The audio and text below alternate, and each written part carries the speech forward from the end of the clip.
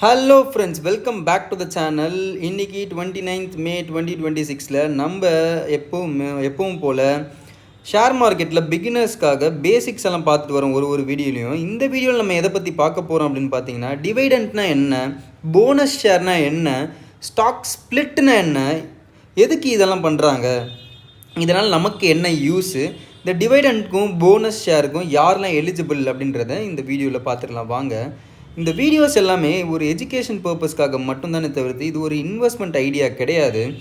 எப்போவுமே இன்வெஸ்ட் பண்ணுறதுக்கு முன்னாடி உங்களோட ஓன் ரிசர்ச் பண்ணிவிட்டு இன்வெஸ்ட் பண்ணுங்கள், அதுதான் நல்லது. யாரோ சொல்கிறாங்க அப்படின்னு சொல்லிட்டு எப்போவுமே இன்வெஸ்ட் பண்ணுறது வேண்டாம், தவிர்த்துருங்க. வாங்க வீடியோக்குள்ளே போகலாம். ஃபர்ஸ்ட் நம்ம டிவைடண்ட்னா என்ன அப்படின்னு பார்ப்போம். இப்போ இந்த மந்த்து இந்த குவார்ட்டர்லி ரிசல்ட்ஸ்லாம் ரிலீஸ் பண்ணிகிட்ருக்காங்க. இப்போ இருக்க இந்த Q4 ரிசல்ட்ஸில் இதாவது லாப பகிர்வு அப்படின்னு சொல்லுவாங்க. டிவைடண்ட் அப்படின்னா லாப பகிர்வு அப்படின்னு சொல்லுவாங்க. யாருக்கெல்லாம் கொடுக்குறாங்க அப்படின்னா, ஒரு கம்பெனி, இப்போ எல்ஐசி அப்படின்ற கம்பெனி எக்ஸாம்பிளுக்கு எடுத்துப்போம், அவங்களோட ஷேர் ஹோல்டர்ஸ்க்காக கொடுப்பாங்க.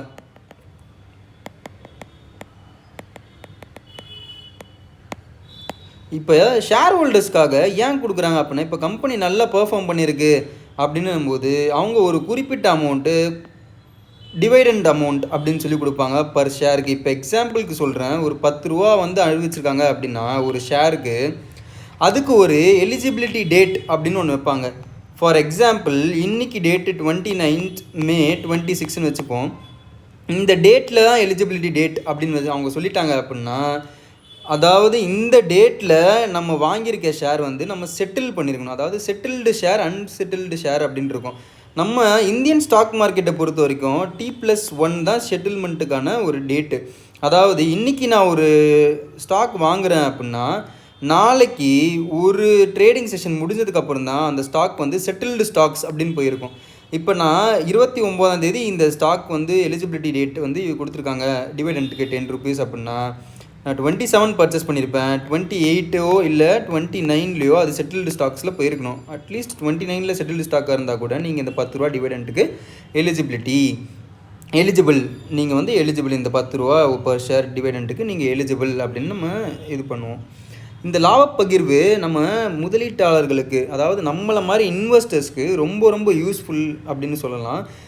அதாவது ஒரு ரிசல்ட்ஸ் அப்பையும், இப்போ Q1 அப்போ, Q2 அப்போ, Q3, Q4 அப்படின்னு சொல்லி ஒரு குவார்ட்டர்லி ரிசல்ட்ஸுக்குமே எல்லா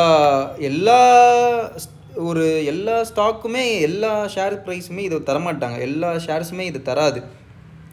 குறிப்பிட்ட ஸ்டாக்ஸ் மட்டும்தான் டிவைடண்ட் அப்படின்றத கொடுப்பாங்க. அது எந்தெந்த ஸ்டாக்ஸ் எல்லாம் டிவைடண்ட் கொடுக்குது, எப்போ எலிஜிபிலிட்டி டேட்டு, ஒரு டிவைடண்ட் கொடுக்கும்போது எலிஜிபிலிட்டி டேட், ரெக்கார்ட் டேட், இதெல்லாம் நீங்கள் வந்து முன்னாடியே பார்த்துக்கிறது நல்லது. இதெல்லாம் பற்றி நீங்கள் தெரிஞ்சுக்கோங்க. இப்போ பேசிக்ஸில் நம்ம பார்க்கும்போது இதை பற்றி நம்ம தெரிஞ்சுக்கிறோம்.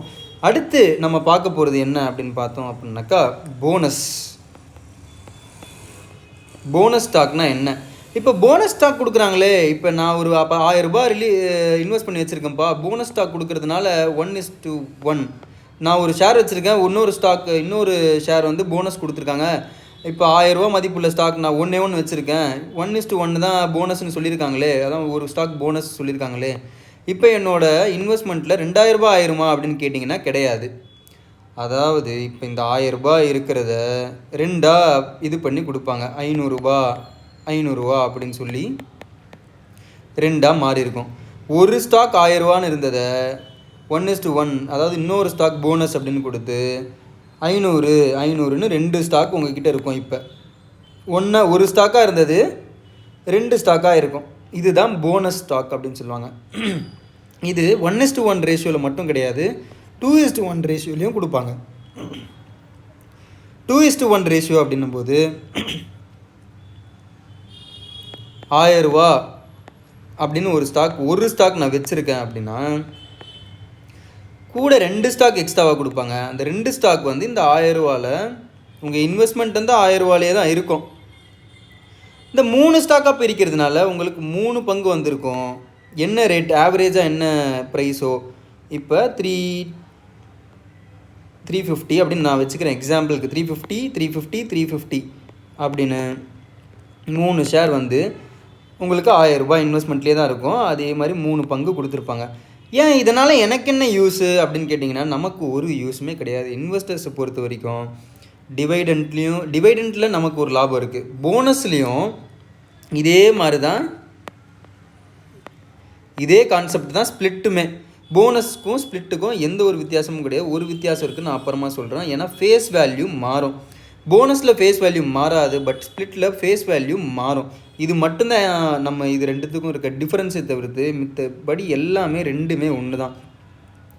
நான் முன்னாடியே சொன்ன மாதிரி இந்த போனஸுக்கும் ஸ்ப்ளிட்டுக்குமே ரெக்கார்ட் டேட் அப்படின்றது இருக்குது. அந்த ரெக்கார்ட் டேட் அப்போ நீங்கள் அந்த பங்கை செட்டில்டு ஷேரில் வச்சுருக்கணும். ஓகே, செட்டில்டு ஷேராக வச்சுருந்த போது மட்டும்தான் நீங்கள் இந்த போனஸ்க்கும் ஸ்ப்ளிட்டுக்கும் எலிஜிபிள். டிவைடெண்ட்டுக்கும் அதே தான். ரெக்கார்ட் டேட் அப்போ நீங்கள் செட்டில்டு ஷேராக வச்சுருக்கணும். சரி, டிவைடெண்ட் பற்றி நம்ம ஃபுல்லாக தெரிஞ்சுக்கிட்டோம். இப்போ போனஸ்க்கும் ஸ்ப்ளிட்டுக்கும்னால நமக்கு என்ன யூஸ் அப்படின்னு கேட்டிங்கன்னா, நமக்கு எந்த ஒரு யூஸும் கிடையாது. இது எதுக்காக பண்ணுறாங்க அப்படின்னா, அந்த கம்பெனியோட லிக்விடிட்டியை இன்க்ரீஸ்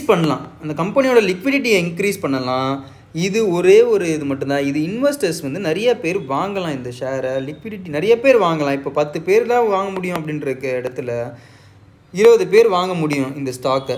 அப்பர் சர்க்கியூட் அடிக்கிறது கொஞ்சம் இன்னும் நிறைய பேர் வாங்கலாம். இப்போ ஸ்டாக்கோட கேஷ் ஃப்ளோவும் லிக்விடிட்டியும் அதிகமாகும். அது ஒன்று தான் இந்த முதலீட்டாளர்களுக்கு ஸ்டாக் கிடைக்கிறதுனால அடுத்த இப்போ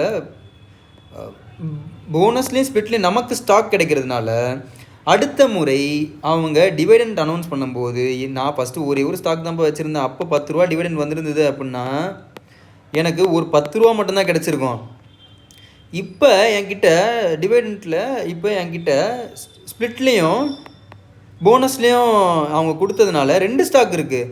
இப்போ அவங்க 10 ரூபா ஒரு ஸ்டாக்குக்கு டிவைடெண்ட் அனௌன்ஸ் பண்ணியிருக்காங்க அப்படின்னும் போது எனக்கு 20 ரூபா வந்து டிவைடெண்ட் அமௌண்ட்டாக 20 ரூபா கிடைக்கும். இந்த மாதிரி ஒரு லாங் டேர்ம் பீரியடில் நமக்கு ஒரு நல்லது இருக்குது. மற்றபடி பார்த்தோம் அப்படின்னா முழுக்க லிக்விடிட்டியை இன்க்ரீஸ் பண்ணுறதுக்காக மட்டும்தான் இந்த இந்த ஸ்ப்ளிட்டும் போனஸும் இருக்குது. வேறு எந்த ஒரு யூஸும் கிடையாது இன்வெஸ்டர்ஸ்க்கு. இப்போ உங்களுக்கு டிவிடெண்ட்னா என்ன, ஸ்ப்ளிட்னா என்ன, போனஸ்னால் என்ன அப்படின்றது இந்த வீடியோவில் தெரிஞ்சிருக்குன்னு நம்புகிறேன். இதோடு நம்ம அடுத்த வீடியோவில் பார்க்கலாம். இந்த மாதிரி யூஸ்ஃபுல்லாக ஸ்டாக் மார்க்கெட்ஸ் பற்றி பேசிக்ஸ் எல்லாம் நீங்கள் தெரிஞ்சுக்கணும் அப்படின்னு ஆசைப்பட்டீங்க அப்படின்னா நம்ம சேனலை சப்ஸ்கிரைப் பண்ணி வச்சுக்கோங்க. உங்களுக்கு ஏதாச்சும் ஒரு குறிப்பிட்ட ஸ்டாக்ஸ் பற்றி தெரிஞ்சுக்கணும், அதை பற்றி ஃபுல்லாக ஒரு வீடியோ போடுங்க அப்படின்னு நீங்கள் ஆசைப்பட்டீங்கன்னா அந்த ஸ்டாக்கோட நேமை நீங்கள் கமெண்ட்டில் சொல்லுங்கள். நான் கண்டிப்பாக அதுக்கு சூப்பராக உங்களுக்கு பர்ஃபெக்டாக A to Z pin point பண்ணி உங்களுக்கு ஒரு வீடியோ போடுறேன். ஓகே.